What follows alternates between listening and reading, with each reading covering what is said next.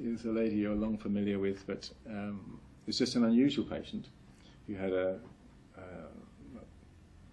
all sorts of medical problems and presented in the hospital, known to the hospital, but having come in for a routine procedure, suddenly says, I'm homeless, I can't go back to where I'm at, and it seems like this is the case. And it took months and months and months of very patient work backwards and forwards trying to sort her out.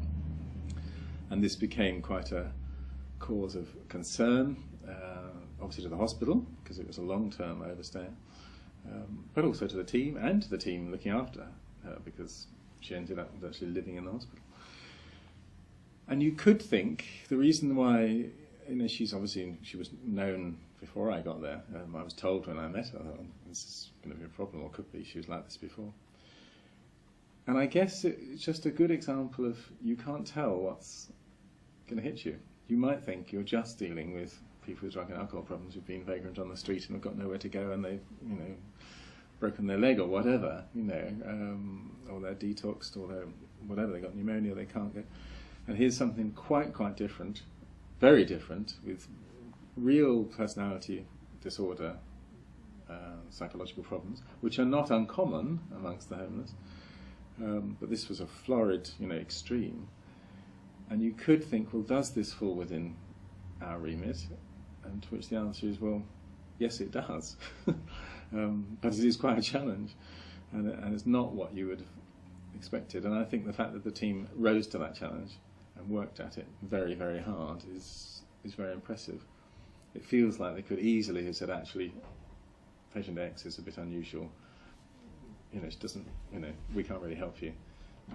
But actually it did need, Florence particularly, her just persistent, patient, ringing up over and over and over and over again and sorting out things.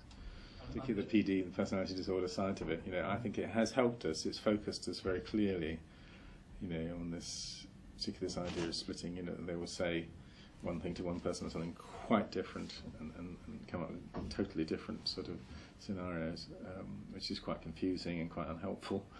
But particularly when there was a lot of frustration, of course, even within the teams looking after her.